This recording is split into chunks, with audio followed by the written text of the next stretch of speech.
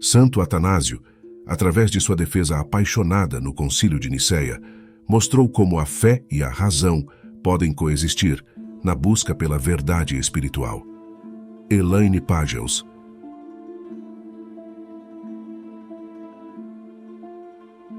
Corria o ano de 325. Embora reinasse relativa paz na Igreja, pelo fato de o imperador Constantino ter lhe dado plena liberdade de culto, um grande dilema surgia sorrateiramente em seu seio. Era necessário tomar atitudes decisivas para combater um perigo 1000 vezes pior do que a antiga perseguição aberta: a heresia que brotava no interior do rebanho de Cristo, ameaçando dividi-lo. Ário, autor da infame doutrina que semeava a divisão, insistia em afirmar que Deus Pai era o único ser eterno incriado e nosso Senhor Jesus Cristo, uma mera criatura subordinada ao Pai e alheia a Ele quanto à sua essência. Segundo o heresiarca, Jesus seria filho de Deus, mas não Deus em si e por si mesmo. Entre mentes, não faltaram pastores de doutrina pura e retilínea, como a lâmina de uma espada, que se levantaram para defender a consubstancialidade trinitária, indivisível e 3 vezes santa. A heresia, porém, crescia de tal forma que se tornou necessário convocar um concílio para salvaguardar a unidade da Igreja. A Magna Assembleia teve lugar na cidade de Nicéia, situada a menos de 100 quilômetros de Constantinopla. Para lá se dirigiram os bispos da Síria, do Egito, Cáucaso, África, Hispânia, Pérsia e Ásia Menor, regiões pelas quais se estendia a Igreja do século IV, recém-saída das catacumbas. O clima era de grande expectativa. Constantino quis dar àquela reunião toda a pompa e honra cabíveis, recebendo pessoalmente os prelados com a deferência e veneração devidas. Quantos deles eram testemunhas vivas de corajosa fidelidade à fé? Quantos ostentavam em seus corpos e semblantes sinais visíveis de sofrimentos físicos e morais, consequência inevitável dos martírios infligidos por seus opressores? Todavia, o concílio logo tomou ares de turbulenta disputa. Mais de 300 bispos fiéis se debatiam contra pouco mais de 10 prelados arianos, dando lugar a um espetáculo nada elegante e sereno. Quando os latinos de Ário e de seus partidários ressoaram com força na Assembleia, um jovem diácono se levantou para enfrentá-los. Sua eloquência clara e contundente mostrou a superioridade do espírito da Igreja frente a seus contendores. Com a loquacidade e a força de argumentação próprias aos que têm a consciência limpa diante de Deus e dos homens, o levita deitou por terra os argumentos da heresia ariana.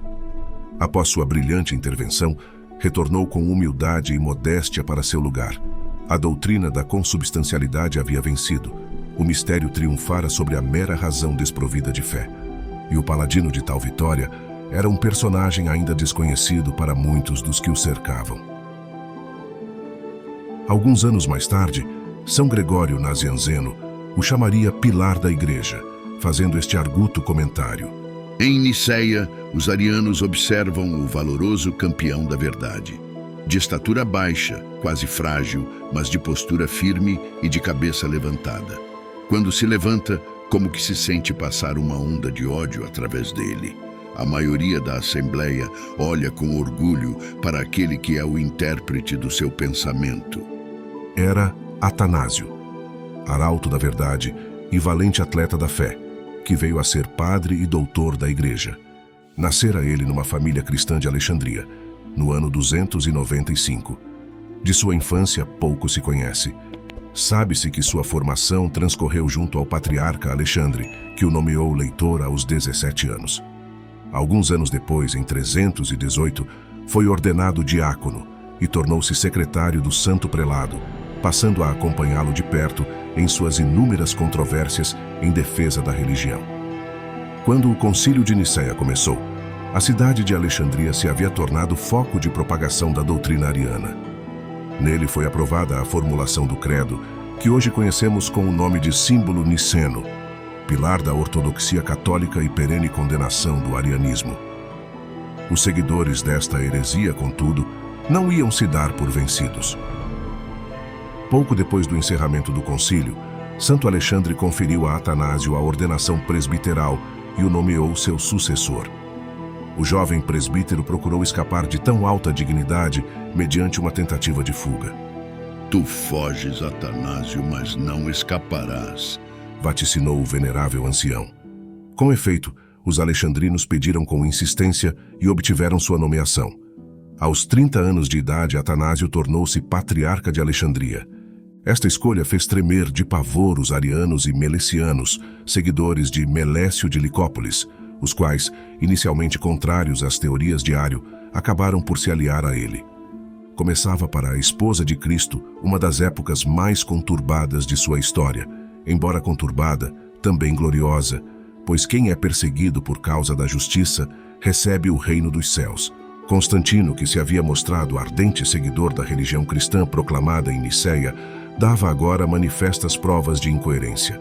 Os hereges, outrora exilados por ele, voltavam e eram recebidos com honras, enquanto os católicos eram menosprezados.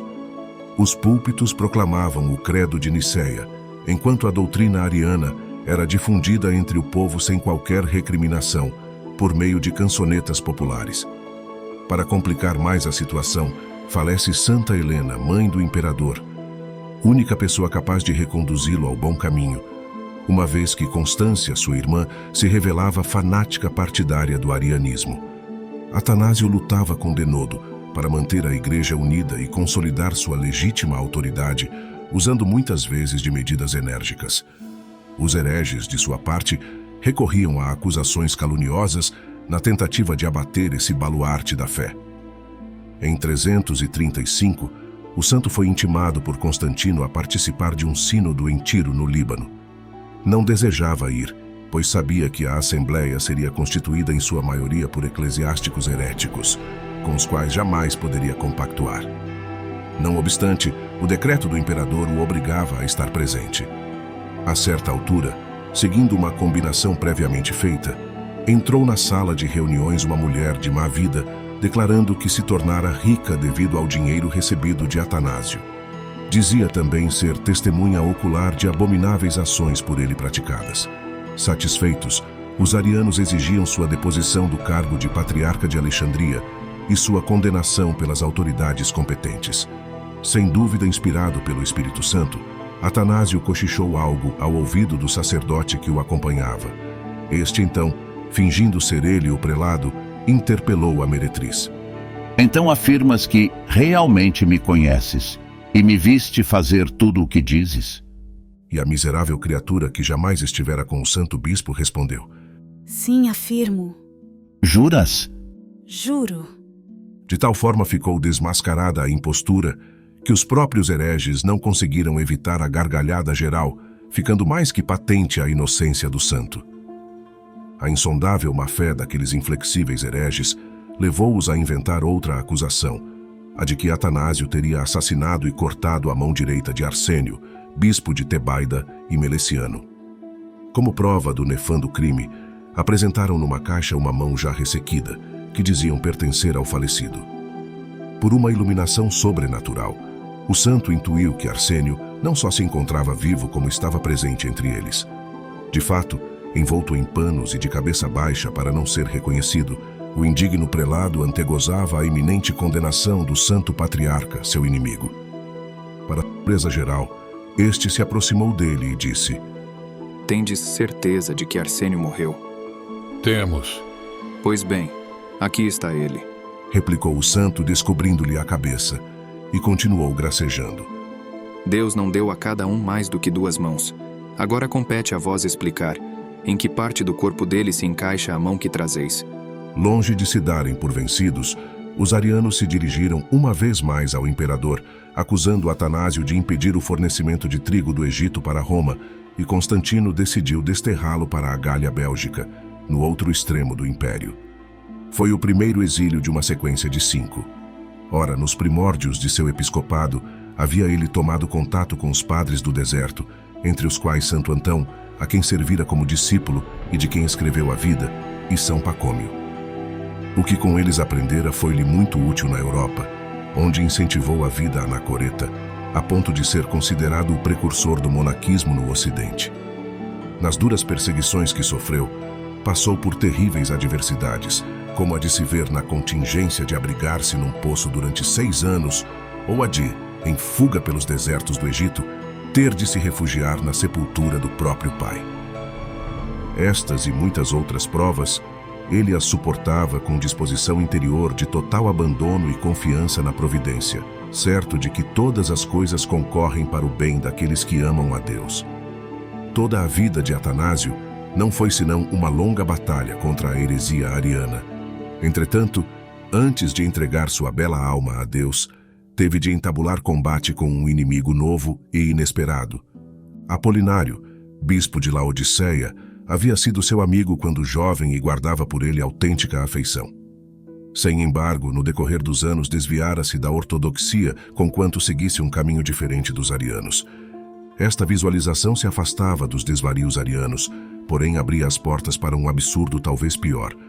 Ao negar a encarnação do Verbo no seio puríssimo da Santíssima Virgem Maria, era também negada a redenção. Sua refutação ao apolinarismo não será menos vigorosa nem menos categórica do que ao arianismo, como se pode constatar em uma de suas inúmeras obras.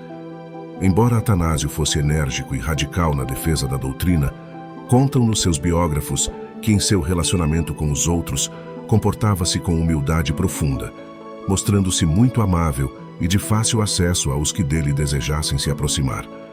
Inalteráveis eram também sua bondade e terna compaixão pelos infelizes. Seus discursos tinham um quê de afabilidade que maravilhava os corações. Recorria à repreensão, quando necessário, sempre sem amargura, com benevolência de pai e seriedade de mestre. Sabia ser indulgente sem fraqueza e firme sem dureza. Espelhando-se em sua conduta, cada qual podia conhecer seu próprio dever, pois tudo em sua pessoa era digno de imitação. Até alguns de seus adversários devotavam-lhe secreta admiração, porque encontravam nele uma alma inflexível e superior a todas as considerações humanas. Semelhante a um rochedo, nada o fazia dobrar-se em favor da injustiça. Havendo empregado toda a sua vida na exaltação da adorável figura do homem-deus, Atanásio partiu deste mundo em 2 de maio de 373.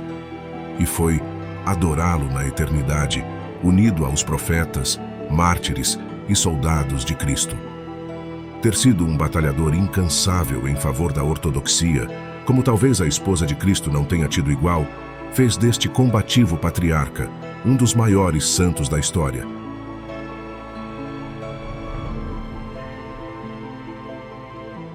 Que bom que você ficou conosco até aqui. Esperamos que você tenha gostado. Quer assistir mais conteúdos que irão fortalecer e aumentar sua fé?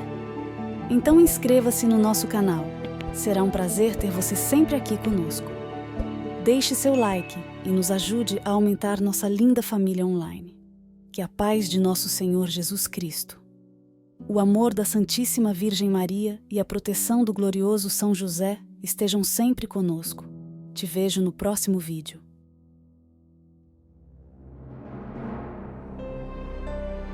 Senhor Deus Pai Todo-Poderoso, nós vos invocamos em gratidão pela firmeza e santidade de São Atanásio, que com coragem e sabedoria enfrentou grandes desafios e heresias para preservar a pureza de vossa Igreja.